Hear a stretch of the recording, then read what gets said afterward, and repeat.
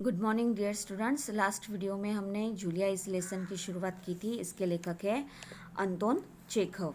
हमने इस पाठ में देखा था कि किस प्रकार जो जूलिया होती है वो गवर्नेंस होती है, यानी बच्चों को संभालने का काम करती है। और इस जूलिया जो है वो उसे मालिक बुलाते थे, गृहस्वामी जो है वो बुलाते थे, वो उसे उसकी तनख्वाह का हिसाब करना चाहते थे। हमने देखा कि किस प्रकार उसकी तनख्वाह का हिसाब किया जाता है।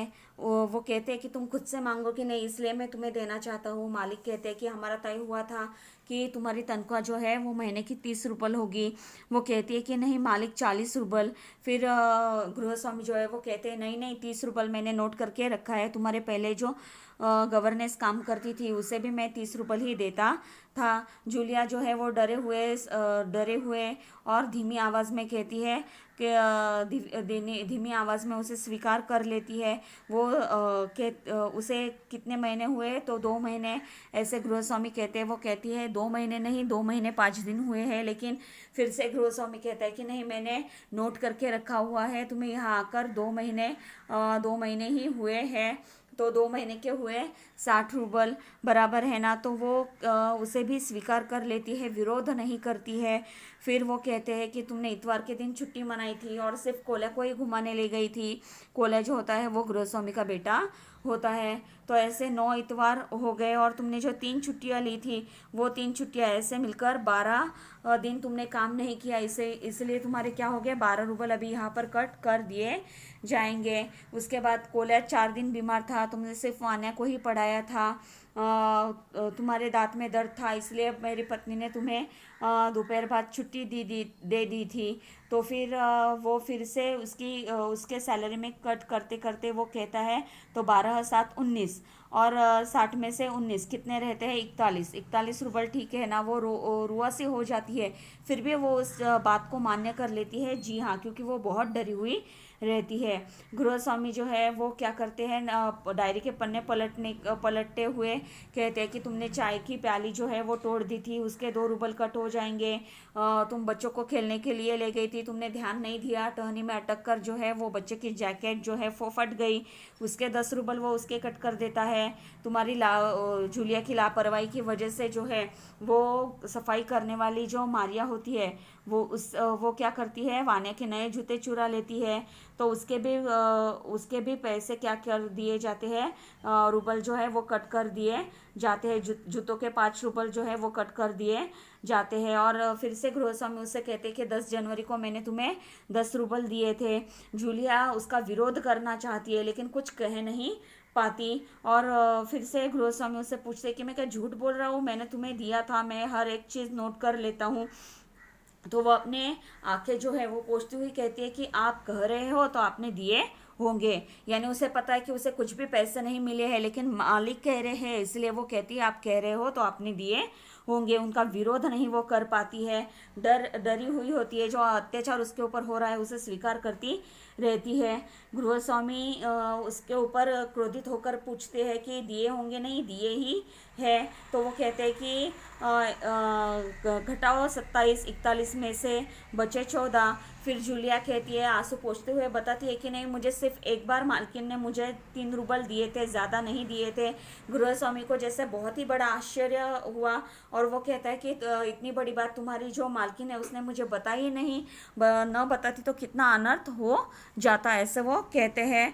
और वो क्या करते हैं, डायरी में कुछ लिखते हैं और फिर से क्या करते हैं 14 में से उसके 3 रुपये फिर से घटा देते हैं और 11 रुपये हुए, ऐसे उसे देते हुए उसे कहते हैं कि संभाल लो, गिन लो, ठीक है ना, यानी ठीक से गिन लो, तुम्हें 11 रुपये बराबर मैंने दिए है ना। यहाँ तक हमने देखा था, लास्ट वीडियो में यहाँ तक हमने देखा था कि जूलिया जो है वो किसी भी बात का अपने ऊपर हो रहे अन्याय अत्याचार का कुछ भी विरोध नहीं कर पा रही है। हर एक चीज़ को वो क्या करती जा रही है, मान्य करती जा रही है। जूलिया कांपते हाथों से रुबल लेती है, कांपते ही स्वर में, जी धन्यवाद। उसके हाथ कांप रहे हैं और स्वर भी, आवाज़ भी कांप रही है और उसमें ही वो कहती है जी धन्यवाद। वो उनके आभार व्यक्त करती है। देखो 60 रूबल उसे मिलने चाहिए थे, वास्तविकता में तय हुआ था 40 रूबल, यानी महीने 2 महीनों के मिलकर 80 रूबल। लेकिन गृहस्वामी के कहने पर वो मान लेती है कि 30 रूबल महीने के, तो ठीक है 60 रूबल उसे मिलने चाहिए थे। लेकिन कितनी काट छाट की जाती है वो हमने देखा है। फिर भी वो क्या करती है, अपने मालिक को पलटकर कोई जवाब नहीं देती है और वो उनके आभार व्यक्त करती है। गृहस्वामी अपना गुस्सा नहीं संभाल पाता, यानी गृहस्वामी को जो क्रोध आता है, गुस्सा आता है, उसे वो संभाल नहीं पाता। ऊंचे स्वर में लगभग चिल्लाते हुए, बहुत ही ऊंचे स्वर में यानी ऊंची आवाज में, और लगभग वो उसके ऊपर चिल्ला रहा है ऐसे स्वर में, तुम मुझे धन्यवाद दे रही हो जूलिया, जबकि तुम्हें अच्छी तरह जानती हो कि मैंने तुम्हें ठग लिया है, यानी मैंने तुम्हें धोखा दिया है। तुम क्या कर रही हो, मुझे धन्यवाद दे रही हो, बल्कि तुम्हें ये पता है कि मैंने तुम्हें धोखा दिया है। धोखाधड़ी से मैंने क्या किया है, तुम्हारा जो तनख्वाह है वो कट कर दी है, तुम्हें धोखा दिया है, तुम्हारे पैसे हड़प लिए हैं, ये यानी बेईमानी से अधिकार तुम्हारे पैसों के ऊपर मैंने कर लिया है, और तुम इसके बावजूद मुझे धन्यवाद दे रही हो। गुस्से में आवाज कांपने लगती है। और इसके बावजूद भी तुम क्या कर रही हो, मुझे धन्यवाद दे रही हो, मेरे आभार व्यक्त कर रही हो।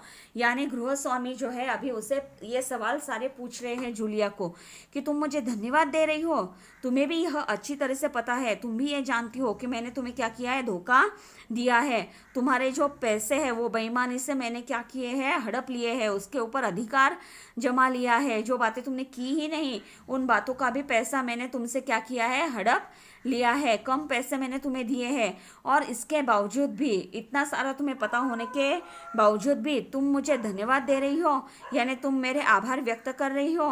गुस्से में आवाज कांपने लगती है।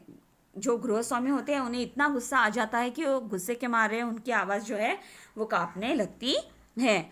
जूलिया, जी हाँ मालिक, वो कहती है जी हाँ मालिक, और कुछ भी नहीं वो कह पाती। वो कहती है मुझे पता है आपने मुझे ठग लिया है, मेरे पैसे हड़प लिए हैं, फिर भी मैं आपको धन्यवाद दे रही हूँ, मुझे ये पता है। गृहस्वामी गुस्से से तुतलाने लगता है। गृहस्वामी जो है वो गुस्से से तुतलाने लगता है। जी हाँ मालिक, जी हाँ मालिक, क्यों क्यों जी हाँ मालिक, वो पूछते हैं गुस्से से, जी हाँ मालिक, जी हाँ मालिक, क्योंकि सिर्फ वो हाँ ही कहते आ रही है। क्यों जी हाँ मालिक, क्यों तुम सिर्फ और सिर्फ जी हाँ मालिक, जी हाँ मालिक ही कह रही हो, उसके आगे तुम अपने ऊपर जो अन्याय अत्याचार हो रहा है उसके खिलाफ कुछ भी बातें क्यों नहीं कर रही हो। जूलिया डर जाती है और भयभीत स्वर में, गृहस्वामी को इतना क्रोधित हुए देख वो डर जाती है और भयभीत स्वर में यानी घबराए हुए आवाज में, क्योंकि इसके पहले मैंने जहाँ जहाँ काम किया उन लोगों ने तो मुझे एक पैसा तक नहीं दिया, आप कुछ तो दे रहे हो। यानी इसके पहले आपके घर में काम करने से पहले मैंने जहाँ जहाँ पर काम किया है उन लोगों ने मुझे मेरे काम का एक पैसा तक नहीं दिया है, कोई ना कोई रीज़न बताकर क्या किया है, उन्होंने मेरे पैसे काट दिए हैं।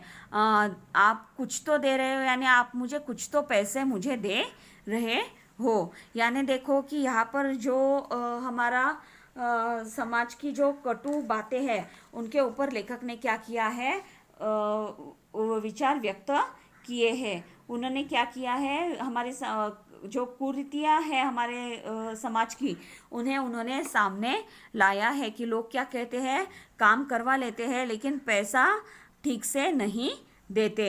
यह वो उसे बतलाती है कि मैंने जहाँ पर भी काम किया उन लोगों ने मुझे मेरे काम का पैसा ही नहीं दिया, आप मुझे कुछ तो पैसे दे रहे हो। गृहस्वामी क्रोध के कारण कांपते उत्तेजित स्वर में, उन लोगों ने तुम्हें एक पैसा तक नहीं दिया जूलिया, मुझे ये बात जानकर जरा भी आश्चर्य नहीं हो रहा है। उन लोगों ने तुम्हें एक पैसा तक नहीं दिया, इस बात को जानकर मुझे थोड़ा भी आश्चर्य नहीं लग रहा है, थोड़ा भी मुझे आश्चर्य मैं इस बात पर व्यक्त नहीं कर सकता कि ऐसा क्यों किया होगा। स्वर धीमा कर यानी धीमी आवाज में, जूलिया मुझे इस बात के लिए माफ़ कर देना कि मैंने तुम्हारे साथ एक छोटा सा क्रूर मजाक किया। वो अपनी आवाज़ जो है वो धीमी करते हुए जूलिया को कहते हैं कि जूलिया मुझे इस बात के लिए माफ़ कर देना कि मैंने तुम्हारे साथ एक छोटा सा क्रूर मजाक किया है, पर मैं तुम्हें सबक सिखाना चाहता था, पर इसके पीछे एक ही उद्देश्य था, तुम्हें सबक सिखाना। क्रूर यानी क्या, कठोर, निर्दयी मजाक मैंने तुम्हारे साथ किया है, लेकिन इसके पीछे जो है वो मेरा सिर्फ और सिर्फ एक ही मकसद था कि तुम्हें इससे क्या हो, कुछ तो सबक सीखने को मिले। देखो जूलिया, मैं तुम्हारा एक पैसा नहीं मारूंगा, यानी मैं तुम्हारा एक भी पैसा यहाँ पर काटने वाला नहीं हूँ जेब से निकाल कर। वो क्या कहते हैं, उससे कहते हैं कि तुमने जो भी 2 महीने मेरे घर पर काम किया है उसमें से मैं तुम्हारा एक भी पैसा यहाँ पर काटने वाला नहीं हूँ। वो सारी लिस्ट जो है वो क्यों बताई थी उन्होंने पैसा काटने की, ऐसे पैसे कट हुए वैसे पैसे कट हुए, क्योंकि गृहस्वामी जो है उन्हें पता था कि जूलिया कैसी है, बहुत ही डरी हुई है। वो जो है जूलिया जो है वो बहुत ही दब्बू स्वभाव की है, बहुत ही कमज़ोर स्वभाव की है, और जो उसे कहा जाए उसे वो मान्य कर लेगी, लेकिन ऐसा नहीं, तो उसे इससे कुछ सबक मिलना चाहिए। इसलिए वो क्या करते हैं, ऐसा जो है वो कठोर निर्दयी मजाक उसके साथ करते हैं और फिर से उसे समझाते हुए कहते हैं कि मैं तुम्हारा एक भी पैसा यहाँ पर काटने वाला नहीं हूँ। वो जेब से निकाल कर, ये है तुम्हारे 80 रूबल, वो उसके मेहनत के उसे पूरे 80 रूबल यहाँ पर देते हैं। उसका एक भी पैसा वो यहाँ पर काटते नहीं है। मैं अभी इन्हें तुम्हें दूंगा, मैं अभी के अभी इन्हें तुम्हें दूंगा, लेकिन इससे पहले मैं तुम्हें कुछ पूछना चाहूँगा। ये पैसे तुम्हें देने से पहले मैं तुम्हें कुछ बातें जो है वो पूछना चाहूँगा। जूलिया, क्या ये ज़रूरी है कि इंसान भला कहलाने के लिए इतना दब्बू, भीरू और बोधा बन जाए, यानी कि उसके साथ जो अन्याय हो रहा है उसका विरोध तक न कर सके? यानी वो उसे पूछते हैं, ये ज़रूरी है क्या कि इंसान भला कहलाने के लिए, यानी बहुत अच्छा इंसान है ऐसा कहलाने के लिए इतना दब्बू, दब्बू यानी भोंदू, कमज़ोर, भीरू, भीरू यानी डरपोक, और बोधा, बोधा यानी मूर्ख, गावदी, सुस्त बन जाए कि उसके साथ जो अन्याय हो रहा है उसका विरोध तक ना कर सके। यानी सामने वाले ने मुझे अच्छा कहे, इसलिए भोंदू बनना, डरपोक बनना, मूर्ख, गावदी, सुस्त बनकर रहना, बन जाना, ये अच्छी बात है क्या कि इतना अन्याय हो रहा है उसका विरोध तक आप कर ना सको? बस खामोश रहे, यानी बहुत ही चुपचाप रहे और सारी जातियाँ सहता जाए। जो भी उसके ऊपर अन्याय अत्याचार हो रहा है, जातीय यानी क्या, अन्याय, जो भी उसके ऊपर अन्याय हो रहे हैं उसे सिर्फ और सिर्फ सहता जाए। नहीं जूलिया, नहीं, उसे वो यहाँ पर समझा रहे हैं ऐसा नहीं है। इस तरह खामोश रहने से काम नहीं चलेगा, इस तरह चुप रहने से, शांत चुप रहने से काम नहीं चलेगा। आप अपने लिए बचाए रखने के लिए तुम्हें इस कठोर, क्रूर और निर्मम और हृदयहीन संसार से लड़ना होगा। अपने को बचाए रखने के लिए या अपना अस्तित्व बनाए रखने के लिए तुम्हें इस कठोर, क्रूर, क्रूर यानी निर्दयी, निर्मम, निर्मम यानी निर्दयी, यहाँ पर निर्मम का अर्थ क्या होता है, निर्दयी, जिसमें कोई भी दया भाव नहीं हो, और हृदयहीन यानी दूसरों की भावना की परवाह ना हो, न करने वाले उसे कहा जाता है हृदयहीन, जो दूसरों की भावनाओं की परवाह ही नहीं करते हैं।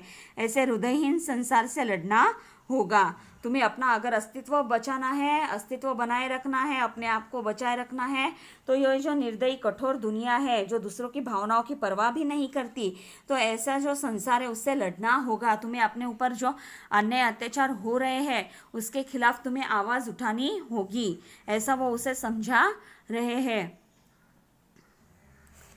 अपने दांतों और पंजों के साथ लड़ना होगा पूरी शक्ति के साथ, अपने दांतों पंजों के साथ लड़ना होगा पूरी शक्ति के साथ। पंजा यानी नाखून, यानी अपने संपूर्ण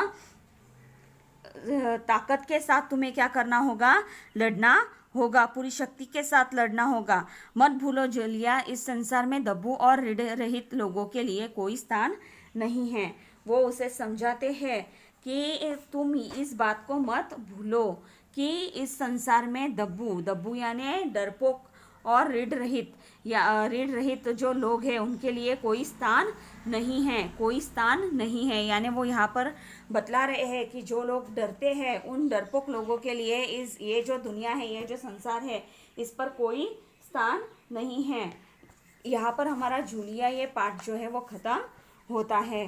इस पाठ से हमें यह समझ में आता है कि जूलिया जो होती है वो एक देखभाल करने वाली गवर्नेंस होती है और उस पर जो अन्यायपूर्वक उसका वेतन काट डाला जाता है, क्योंकि वो डरपोक और दब्बू स्वभाव की होती है तो वो उस बात का विरोध भी नहीं कर सकती। तब उसके मालिक उसे समझाते हुए कहते हैं कि उन्होंने तो वेतन काटने का सिर्फ नाटक किया था, उसे यह समझाने के लिए कि समाज कैसा है, अत्यंत निर्दयी है। यहाँ पर आपका हक छीनकर लेना, अपना जो हक है वो छीनकर लेना पड़ता है। अगर व्यक्ति संघर्ष नहीं करेगा, अपने अधिकारों के लिए आवाज नहीं उठाएगा तो यह समाज जो है उसे जीने नहीं देगा, उस पर अन्याय करता ही रहेगा। इसलिए हमें समाज में अगर रहना है तो अपने अधिकारों के लिए पूरी शक्ति के साथ लड़ना होगा, क्योंकि डरपोक लोगों के लिए समाज में कोई स्थान नहीं है। ऐसा यहाँ पर लेखक ने समझाया है। इस पाठ से हमें यह बतलाने का प्रयत्न किया है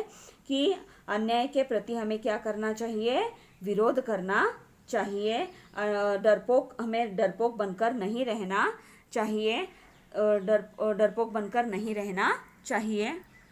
तो अपने न्याय और अधिकार के लिए हमें लड़ना चाहिए। उम्मीद है आपको ये जो जूलिया लेसन है वो समझ में आया होगा। ठीक है, तो अभी आपकी तो फर्स्ट यूनिट टेस्ट एग्ज़ाम नज़दीक आ रही है, बराबर है। जैसे ही आपकी फर्स्ट यूनिट टेस्ट एग्ज़ाम ख़त्म हो जाएगी उसके बाद आपको क्या करना है, पेज नंबर 17 पर दिया गया है पठित गद्यांश पर आधारित कृतियाँ पूर्ण कीजिए। हाँ, तो यहाँ पर ये जो संजाल पूर्ण करो वो दिया गया है, कारण लिखो, गृहस्वामी द्वारा जूलिया की माफ़ी मांगना, सेकेंड वाला ये गृहस्वामी से जूलिया को संसार के साथ लड़ने के लिए कहना, प्रश्न तीसरा ख, चौथा ये आपको आपकी नोटबुक में एग्ज़ाम होने के बाद लिखना है। उसके बाद जो है वो आपको जो स्वाध्याय दिया गया है आपका वो भी संजाल पूर्ण करना है। ठीक है, संजाल पूर्ण करना है। सेकेंड थर्ड सवाल ये भी आपको लिखना है। ठीक है, ये आपको लिखना है। क्या क्या लिखोगे, सूचना के अनुसार कृतियाँ पूर्ण कीजिए, सेकेंड थर्ड संजाल पूर्ण कीजिए, उसके बाद ऐसे प्रश्न तैयार कीजिए जिनके उत्तर निम्नलिखित हो।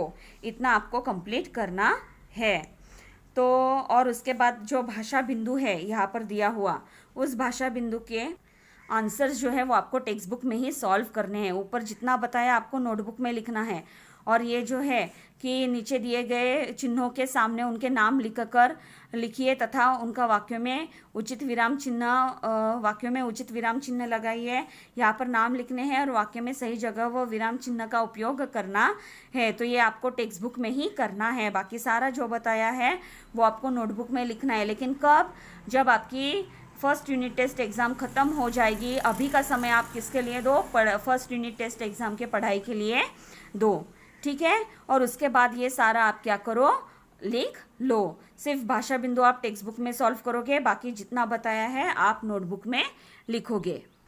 हमारी जो यूनिट टेस्ट एग्ज़ाम नज़दीक आ रही है, वो जो एग्ज़ाम होगी वो 20 अंकों के लिए आपकी फर्स्ट यूनिट टेस्ट एग्ज़ाम होगी। और यहाँ पर 20 अंकों के लिए आपको MCQ टाइप क्वेश्चन दिए जाएंगे, यानी बहुविकल्पीय प्रश्न आपको यहाँ पर पूछे जाएंगे।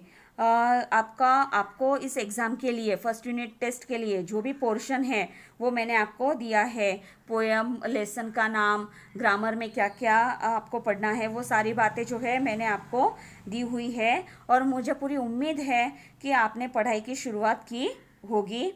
तो आपको आज मैं रिवीजन के तौर पर मैं आपको कुछ सवाल दे रही हूँ जो MCQ टाइप क्वेश्चन में आते हैं। तो ये सवाल हम अभी देखते हैं, इन्हें आपको सॉल्व करना है। आप चाहे तो आपके नोटबुक में इन्हें लिख सकते हो। ठीक है, तो इसमें सबसे पहला हमारा सवाल है अक्ल पर पत्थर पड़ना मुहावरे से क्या अर्थ है। पहला सवाल जो है, अक्ल पर पत्थर पड़ना मुहावरे से क्या अर्थ है। अ है धोखा देना, ब है बुद्धि भ्रष्ट होना, क है रोगी बनना, ड है कायर होना। तो इन 4 विकल्पों में से कौन सा विकल्प सही है। कौन सा होगा? ब, बुद्धि भ्रष्ट होना। आकाश शब्द का विलोम शब्द है, उसके लिए विकल्प दिए गए हैं अ धरती, ब नागलोक, क पाताल, ड समुद्र। तो आकाश शब्द के लिए कौन सा विलोम शब्द है वो आपको चुनकर लिखना है, सही विकल्प को पहचान कर आपको लिखना है। आकाश के लिए विलोम शब्द क्या आएगा? करेक्ट, पाताल।